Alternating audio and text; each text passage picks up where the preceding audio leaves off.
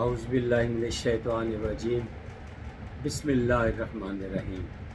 تمام معزز ناظرین جو میری اس ویڈیو کو دیکھ رہے ہیں ان سب کو میری طرف سے باادب السلام علیکم۔ مقصد تو یہی ہوتا ہے کہ اچھی اچھی باتیں آپ تک پہنچائی جائیں، اللہ کے رسول اور اللہ کے پیاروں کی باتیں اور ان کی پیاری پیاری باتیں آپ تک پہنچیں اور ہمارے دل جو ہیں ایمان سے منور ہو جائیں، ہم ان سے سبق سیکھیں، ان کے تجربات سے فائدہ اٹھائیں اور اللہ تعالی ہمیں سچا اور پکا مسلمان بنا دے، ہم اللہ تعالیٰ کے احکامات کی پابندی کریں۔ جیسے کہ عام سی بات ہے، آپ کو بھی پتہ ہے کہ نبی پاک صلی اللہ علیہ وآلہ وسلم کو اللہ تعالیٰ نے قرآن پاک میں رحمت للعالمین کے نام سے پکارا ہے، رحمت للمسلمین کے نام سے نہیں پکارا۔ وہ چرند پرند، سمندری جانور، ہوا میں اڑنے والے پرندے، ہر چیز کے لیے رحمت بن کر لائے گئے۔ ایک ہرنی وہ بھی فریاد لے کر آئی تو آپ نے اس کو شیر سے امان دلائی، یہ بھی واقعہ بڑا مشہور ہے۔ غیر مسلم کو آ گیا تو اس کے ساتھ بھی انہوں نے اچھا برتاؤ کیا، اگر نہیں برتاؤ ان کا اچھا رہا تو وہ منافقین کے ساتھ نہیں رہا۔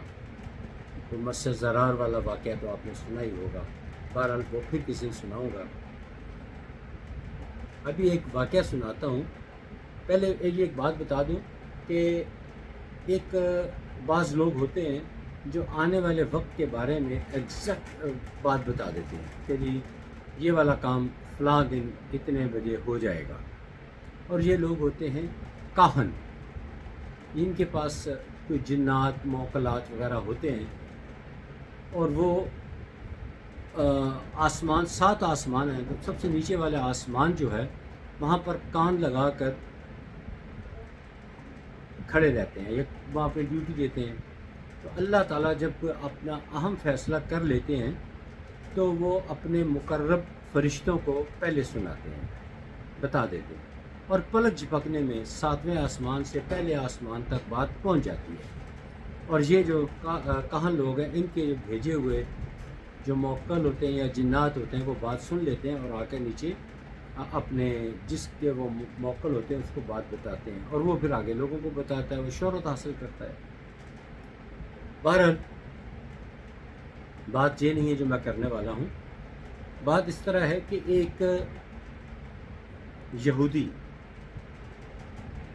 اب مجھے قبیلے کا نام نہیں پتہ، کچھ زیادہ امیر نہیں تھا، وہ اپنے 2 اونٹ لاتا، 1 اونٹ 2 اونٹ لاتا، اور مکہ شہر جو کہ اس وقت عمرہ یعنی امیر قبیلوں میں شمار ہوتا تھا اس کا بآسانی بک جاتا، وہ 1-2 دینار اس کو جو بچتے اسی میں اس کا گزر بسر ہو جاتا۔ ایک دفعہ وہ آیا بیچنے کے لیے اونٹ، میرے خیال 2 اونٹ تھے اس کے پاس اور کچھ سامان اوپر رکھا ہوا تھا، تو اس بیچنے کے لیے بازار میں آیا تو ابو جہل، یہ مکہ کا واقعہ ہے، ابو جہل نے کہا کہ بیچتے ہو؟ میں نے کہا جی بالکل بیچتا ہوں۔ کتنے کے بیچتے ہو؟ اتنے کا بیچتا ہوں۔ میں نے کہا ٹھیک ہے، مجھے دے دو۔ میں نے کہا رقم جو ہے میں تمہیں کل دوں گا۔ کہ اچھا کل دو گے تو تمہارا عطا پتہ ایڈریس کیا ہے؟ تو ابو جہل نے بتایا کہ اس طرف سے جاؤ گے، سامنے گلی میں جو محلہ اس میں فلاں میرا گھر ہے۔ وہ شخص چونکہ پردیسی تھا، آرام کی غرض سے اس نے رات گزاری، اگلے دن پھر گیا اور ابو جہل سے پیسے کا تقاضا کیا۔ ابو جہل نے کہا کہ کل دوں گا۔ اب اس پردیسی کو شک ہونا شروع ہو گیا۔ تیسرے دن وہ پھر گیا اور قدرے زور دے کر اس سے بات کی کہ میرے پیسے واپس دو، میں پردیسی بھی ہوں، بھوکھا بھی ہوں، اگر پیسے نہیں دو گے تو میں کہاں جاؤں گا؟ تو ابو جہل نے دھمکی دے دی، لے سکتے ہو تو لے کے دکھا دو، میں نہیں دیتا. جو برے لوگوں کی عادت ہوتی ہے. اب وہ جو شخص جس نے اونٹ اور کچھ مال بیچا تھا وہ سخت پریشان ہو گیا. وہ پریشانی کی عالم میں خانہ کعبہ کی طرف پریشانی کی عالم میں ٹہل رہا تھا. اس نے لوگوں سے پوچھا کہ اس شہر کے جو بڑے لوگ ہیں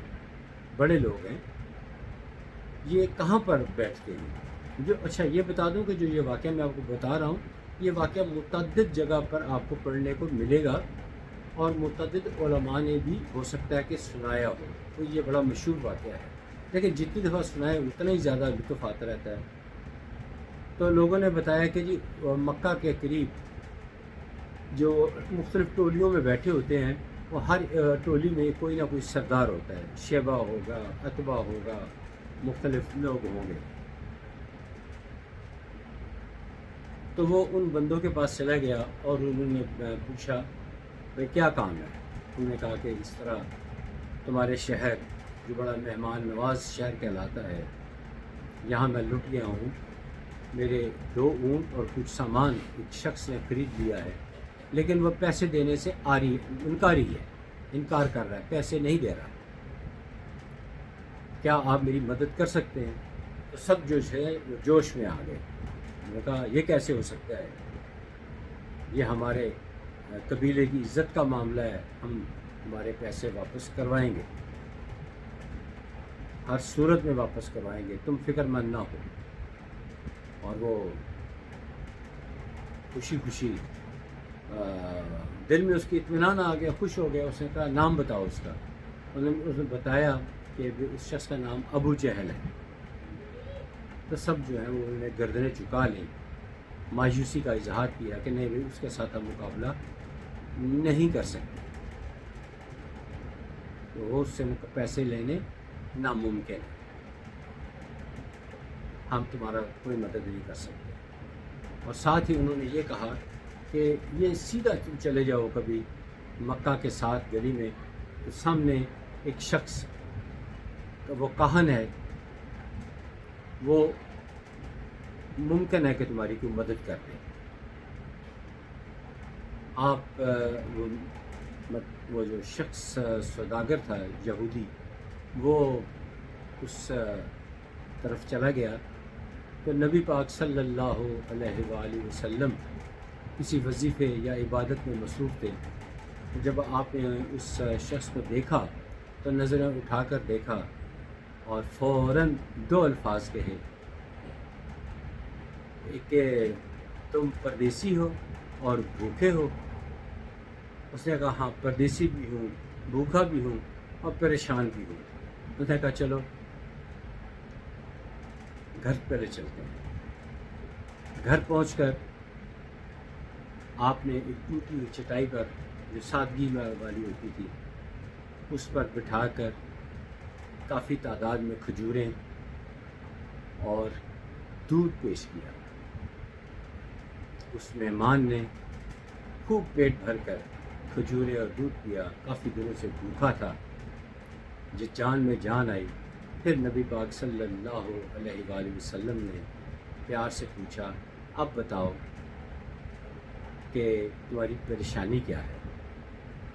تو اس پردیسی نے پورا واقعہ آپ کی خدمت میں پیش کر دیا کہ اس طرح یہ شخص ابو جہل نامی وہ میرے پیسے نہیں دیتا، میں 3 دن سے پریشان ہوں، رہائش کا کوئی بندوبست نہیں، جہاں جگہ ملتی ہے سو جاتا ہوں. آپ نے فرمایا فکر نہ کرو، ابھی میں تمہارے ساتھ چلتا ہوں اور تمہارے پیسے لے کر دے گا. یہ بڑی اس کے لیے عجیب سی بات تھی کہ بڑے بڑے جو چودھری اور وہاں کے امراء جو تھے وہ ناکام ہو گئے، جبکہ جس کو نعوذ باللہ من ذالک کمزور سمجھا جا رہا تھا اور ان کو کاہن اور نہ جانے کیا کیا پیغام اور نام القاب دیے جا رہے تھے، القابات دیے جا رہے تھے. وہ کہہ رہے کہ چلو میں پیسے بھی لے کے دیتا ہوں. آپ دونوں روانہ ہوئے، یہ نہیں کیا کہ کوئی خط لکھ دیں، یہ نہیں کیا کہ اس کو کوئی قاصد بھیج دیں، خود روانہ ہو گئے اور نظریں جھکاتے ہوئے اس کے گھر پہنچ کے دروازہ کھٹکھٹایا۔ جیسے ہی ابو جہل باہر آیا تو وہی نبی پاک صلی اللہ علیہ وآلہ وسلم جن کی جھکی ہوئی نگاہیں تھیں، نظریں اٹھا کر آنکھوں میں آنکھیں ڈال کر فرمایا کہ اس کے پیسے فوراً واپس کرو اور آئندہ کبھی ایسی جرت نہ کرنا۔